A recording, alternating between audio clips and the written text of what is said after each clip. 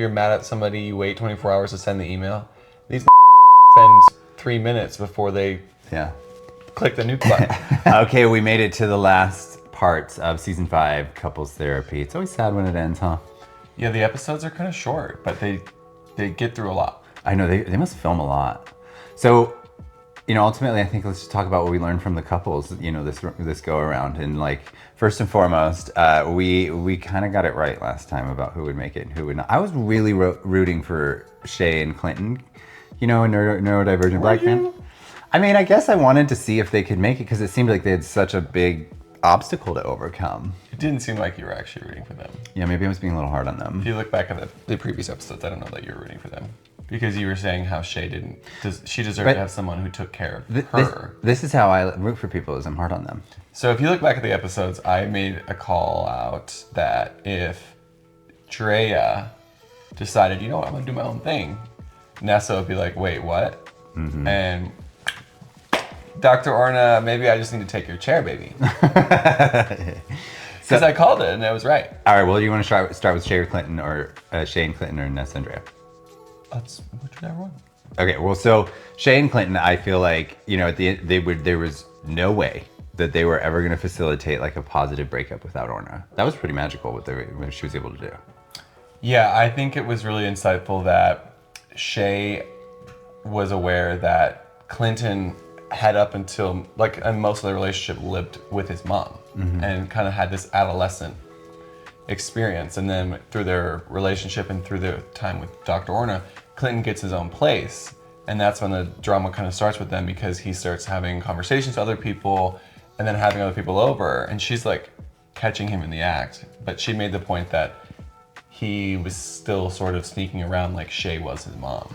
Yeah, it was an interesting dynamic because she seems to have this pattern of finding people who hurt her. She just kind of happened to her as a kid and she is super vigilant of it happening to her. And when she sees it happen, she pigeonholed him as, someone who would hurt her again. And he got pigeonholed, he felt trapped, and then he wanted to just express his own freedom. I mean, maybe it was just bad timing.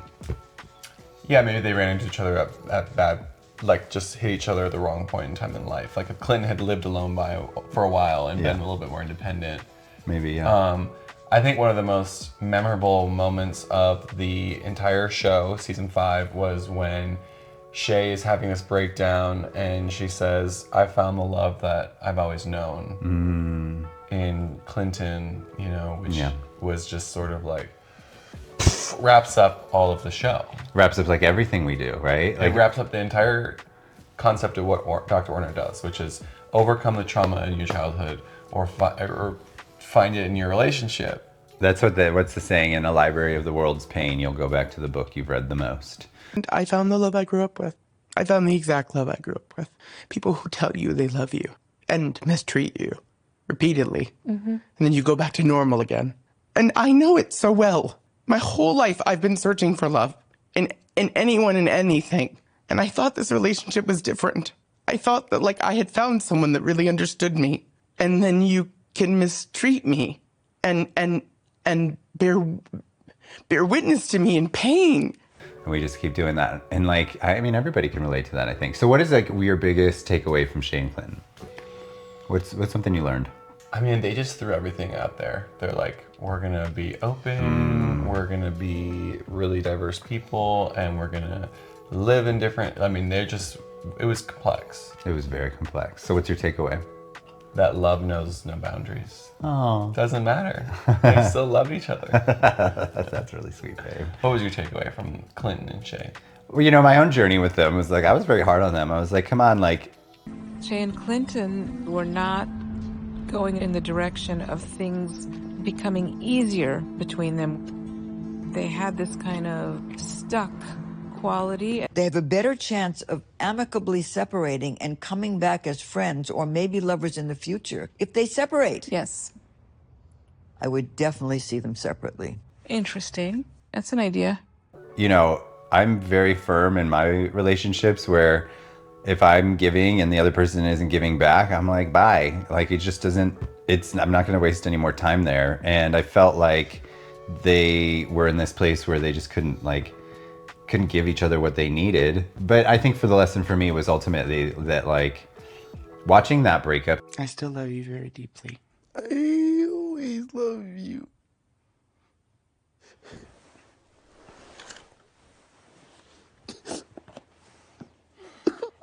My makeup is ruined. I think breaking up well is an incredibly important lesson for people. There's just a huge amount of learning that can happen. The way Orna facilitated, like, how do you want to walk out of this room today, was really powerful. I don't even know if I could, in a situation like that, have the self-awareness to be like, okay, I hear that you were hurt, and you hear that I was hurt, and let's walk away friends. Like that, I just don't, like, that was pretty cool. I don't know, it's really cool to be able to know that you could do that, don't you think? Well, I don't think Dr. Orna has facilitated that type of conversation in her office in what we've seen in all 5 seasons. Yeah. So I think that was helpful to see. More often than not, you envision these separations or breakups as these blow-ups, and you just, they're unresolved. Most of them. Yeah, they're just unresolved. It feels Yeah. like, or at least that's the expectation. You know, you break up with someone, it's quick and you don't really talk to them again. Yeah. And that moment showed how much healing they probably both did by being able to depart from that with some positivity. Yeah, and I think, like, if you can walk away from something that didn't work, a failure, with a positive feeling, that's like the best room for growth. Wasn't it funny when Orna's therapist was like, I hate when couples break up in front of me? Yeah. Her therapist is so funny. She's like this ancient woman. I just love her. Can you imagine the amount of hours of therapy they've done? Oh, I know. All right, so let's move on to Drea and Nessa, because you brought them up. Love them. Are they like your favorite couple from the season? Probably. I don't know if it's because I relate to them the most, being a same-sex couple. They have a kid together, which not that we do, but just like, you know, I don't know. Yeah. I love them. I think I relate to Drea in a lot of ways, of just being like so attached, and that's obviously an extreme, you know? Yeah. I think all couples deal with this need to balance both being close to the person you're in partnership with and having your independence. I think they're an extreme of this. Yeah. And as I mentioned, I kind of thought when we were midway through the season, if Drea said, I'm gonna do my own thing, Nessa's gonna be like, what do I do? Yeah. And that's kind of how we ended things. Yeah. And I don't think that she thinks I have the capacity to separate myself from this union and go on individually.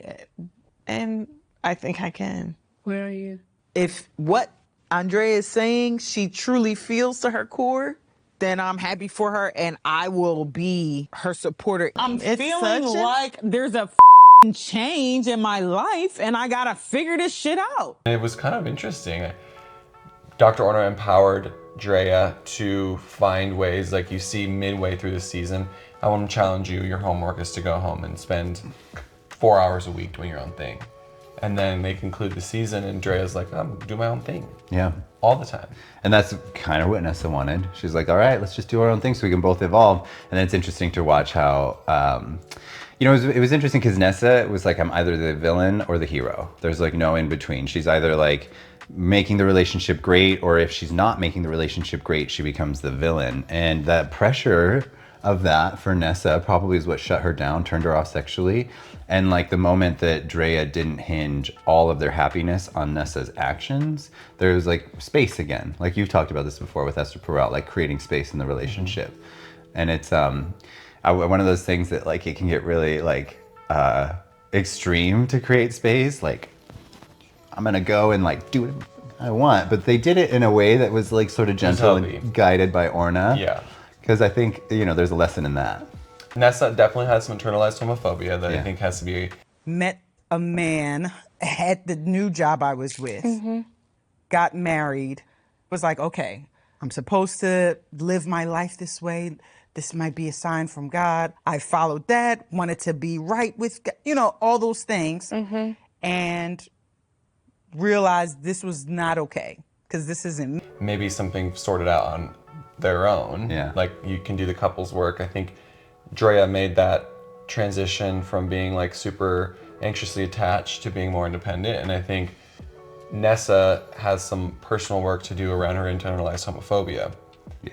Because I think that is showing up in the relationship. I think that is causing some insecurity for Drea because, Nessa battles with that. And Drea is like, what, are you going to leave me for a man? Yeah. I think I just could never understand, like, if you were like, I kind of feel like I need to explore women. Yeah. And like, I'm going to go, like, What would be worse if I was like, I need to go fudge a woman or fudge a man? A woman would be more of a mind because, like, sure, if we are to explore like a level of an openness, it's like, okay, that's one thing if it's with another man. But if it's with another woman, it's like, well, that's a whole nother realm. It's like a total identity change. That is like, No offense to women. no offense to women, but in same-sex relationships, Yeah. and in Nessa and Drea's case, I can see how that is something where maybe Nessa needs to go discover that. Unless, of course, there. you got into the relationship and knowing that I claimed bisexuality. Like, that was my gender's orientation, or my sexual orientation was Right. bisexuality. Yeah. Then it'd be like, oh, okay. Yeah. But I do think that just adds a layer of complexity. So what do you think the biggest lesson you learned from them is? The biggest takeaway from Drea and Nessa is that it's important to have some independence and finding that balance. Yeah. I went from, I need to get out of here. I'm going, how am I going to leave? To, okay, space can be You say more about that because you're my own work. yeah. Sure, I've experienced a lot, Orna. There's extremes to both cases. Yeah. Drea just was not willing to like do anything other than be with Nessa. And it's like, you gotta find that balance. Yeah. Every relationship has to find that balance. Yeah. I think for me, in our experience, we've had this in our relationship, there's just like some of the happiest moments are with, when you find true love and you find your partner, like the happiest moments happen in the relationship. And you kind of like that you get lost in that and you're always seeking for more of those happy moments. And if you don't differentiate and have happy moments on your own, your existence becomes wrapped up in if the relationship is good or bad or not. Yeah. And that pressure feels so intense. And, finding ways to separate yourself in a like loving way. Just like, it's not easy. I feel like it would not be easy, but to be like, I need to go be by myself. I still love you. This is good for the relationship. I wonder if like a lot of other couples out there experience that. Yeah, you look at the wheel of life, all the different spokes on the wheel of life, they have to be well-rounded. And if your one area is super full, or at least prioritizing being with your partner, and you're missing out on other areas of your own personal life, then that wheel is not going to spin. It's going to get stuck. So, all right, let's move on to Sienna and Chris, because this couple was, man, this was a lot. Like, there was some crazy childhood stuff that went on. The feeling of not being in control, the feeling similar of when I was raped. I was raped really violently when I was 14. It feels like he violated me. And it feels like I've spent a lot of years like running from. Oh, it was at a party. And I remember like realizing, oh, I'm very drunk. I should go lay down. This guy comes in and he's like tries to make out with me. And I'm like, no, I'm too drunk. I'm not interested at all. Like, please get out. And he wouldn't. And I looked at his face and it was dead shark eyes. It was like he was not a person. It was a really drop of a hat understanding of what was about to happen. So I start like really trying with all my strength to get away and yelling for somebody to come help. Nobody hears me. I remember like very vivid like snapshots of what happened, which is like being held down, like my head being banged on the nightstand, trying to like rolling off, like finally getting free and almost making it to the door, only to be like grabbed and pushed back on the bed.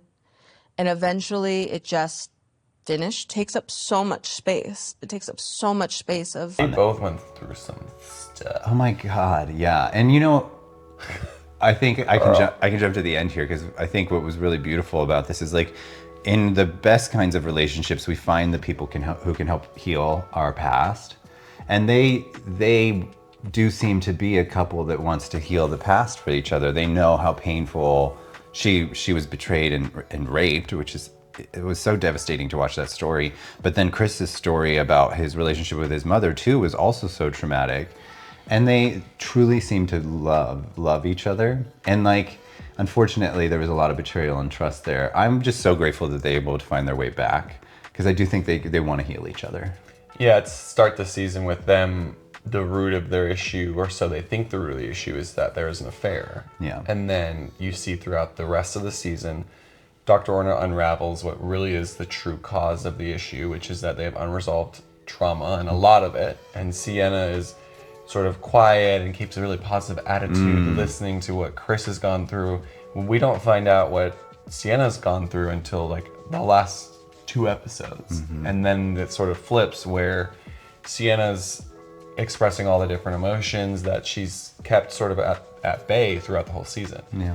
And that finally shows how they resolve, or at least come to some kind of mutual understanding. I do feel like they were able to get past the affair, go into the deeper issues, and then We had to have a moment where Sienna was like, I'm just mad. I'm really mad. And for you, you're like, I'm so much better. This is great now. And I hate that. I hate that so much. Like, oh my God. Yeah. And I had this deep anger that I want to just, I don't want to hold it. I can't hold it anymore.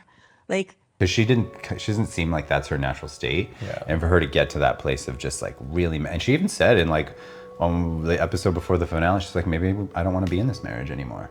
And it was really interesting how Orna was like, this happens often before a breakthrough in a relationship when she's working with people, where they'll be like, maybe this isn't right. They question the relationship, which is interesting because then that allows them to make a more powerful decision of yes or no.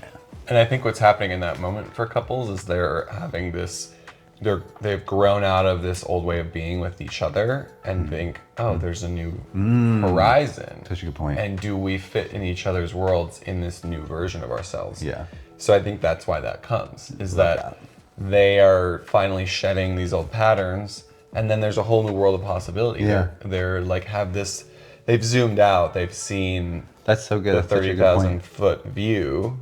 They're no longer in the Yeah. issue of the affair. They're zoomed out and they're like, wow, maybe. And I think that's something that That's cool. I love that. they realize, and they're like, oh, maybe we shouldn't be together, but maybe we should, you know. It's a good takeaway. So what is your biggest lesson from these two?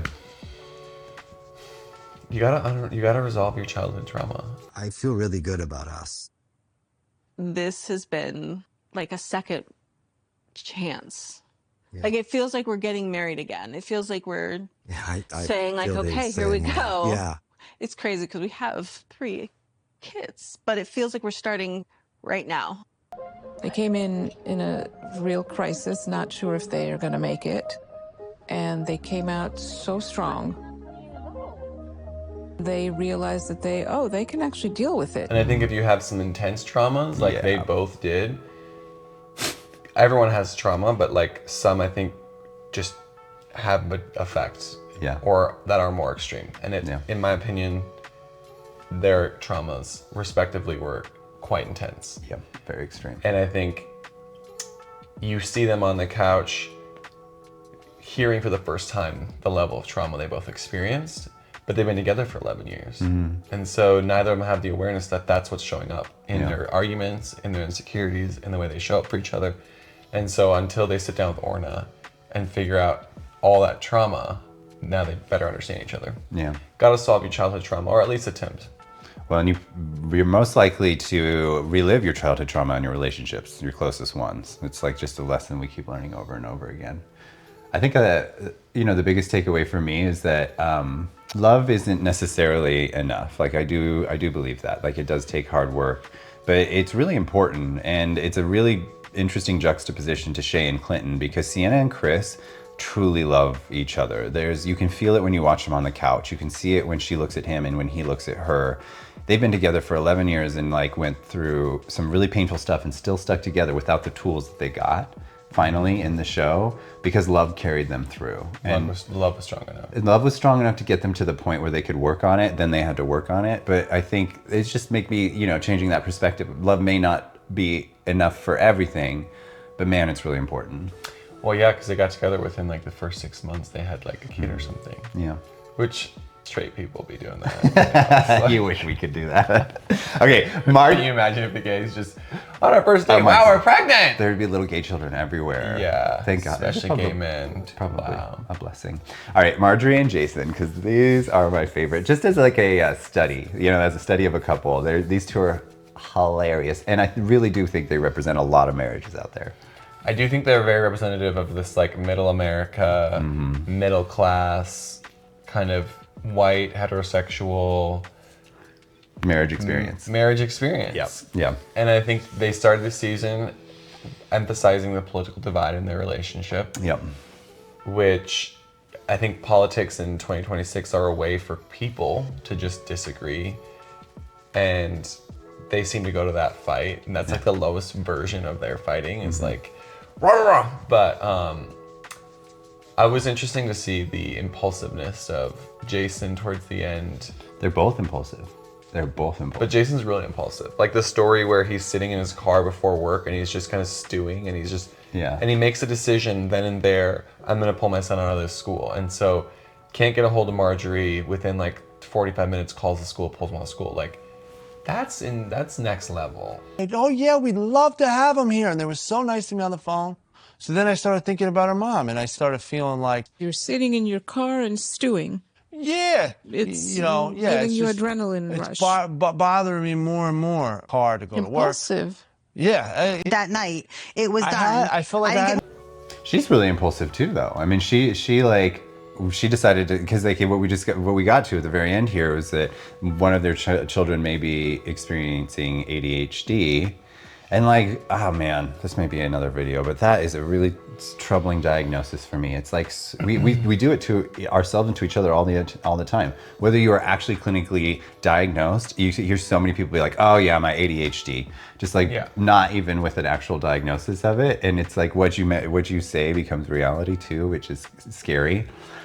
So anyways, she decided that she was going to get him tested for it. They'd been talking to their doctor and then like proceeds with the next steps to get him on medication. Like, could you imagine if we had children and I was like, okay, they're going to start taking, hormone therapy or something like that the next day without your. Yeah, that is so intense. Didn't go out like that though. And I didn't know. I didn't go to get him diagnosed. Went to the pediatrician. Awful. Well, all right, let's I know. let's- Well, I'm not fair. trying. That's how I feel, Pause. Okay, it's a very subjective thing. So Fair enough. Jason's experience is you hit him with. Yes, And we know from NLP and from other modalities, Joe Dispenza, like as soon as some people will get that said diagnosis and then manifest that diagnosis into reality. Yeah. And it's like, are you going to accept that internal representation? Yeah. And you'll have folks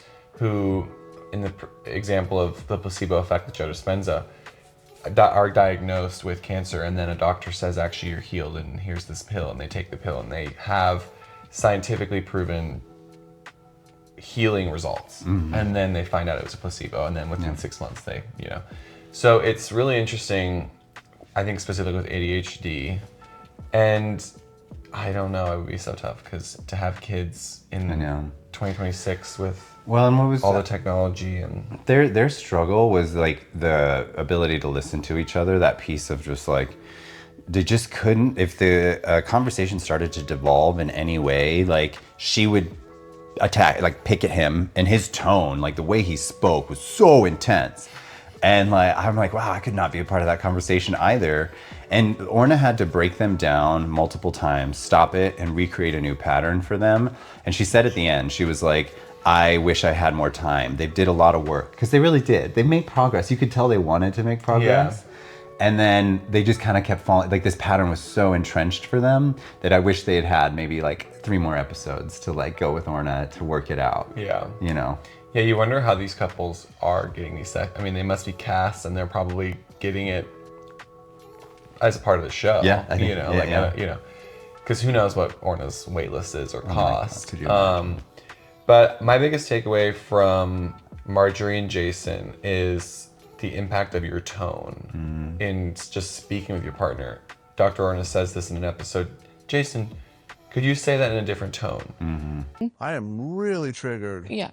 So take a deep breath and say to yourself, all I need to do right now is listen. Please speak in a softer tone. I want to hear you. Yeah, take a deep breath. I do want to listen to you. Oh man, that was. Because he's always yelling. Even if he's not mad, he's just yelling, and it's just like, bro, like, even if we're just talking, like ordering food or like just hanging out, that tone is a trigger for Marjorie. Yeah. Because, and how could it not be a trigger for anyone when you feel like that's creating a sense of feeling diminished or talked down to, or like it's an argumentative tone. Yeah. Watch your tone. Yeah. It's that's my biggest takeaway too. Is it's not just tone, it's energy. It's this. There's a whole. It's not just the language. When we know it, sorry. It just doesn't land the same way. And I think there's even if it's not tone, there's an energetic way that we know we are delivering our language, and I think it's good to recognize that. I think it's like really mature to know, like, okay, I am energetically not saying what I'm saying. Right, being it's aware. not just language. Yeah, it's not just the words you speak. Yeah. The other takeaway for Marjorie and Jason is, have y'all ever heard of the 24-hour rule? Like if you're mad at somebody, you wait 24 hours to send the email. These spend 3 minutes before they click the nuke button. Could they implement, if I'm feeling some type of way, I'm going to give it 24 hours. Maybe I'm going to write it down. I'm going to have a little exercise where I'm feeling angry, or Jason in the moment when he wants to pull his kid out of school could have just pulled out a little notepad and just 250 words, and then come back to that and brought it to Marjorie. I think they need a 24-hour rule, period. I think that might be the biggest takeaway from the whole season is just 24 hours, y'all. Can you just take 24 hours, write it down? This is a good season, though. It was a good season. We'll see you on the next one. I love couples therapy. I can't wait for the next one. I think my parents should go on it. Oh my God, we should nominate some of our family members. See you there.